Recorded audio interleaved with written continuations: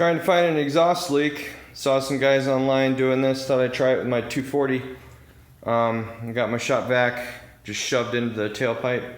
I have the output of the shop vac blowing air through my exhaust system. So I'll turn it on and you'll see some bubbles near my manifold where it connects to the downpipe.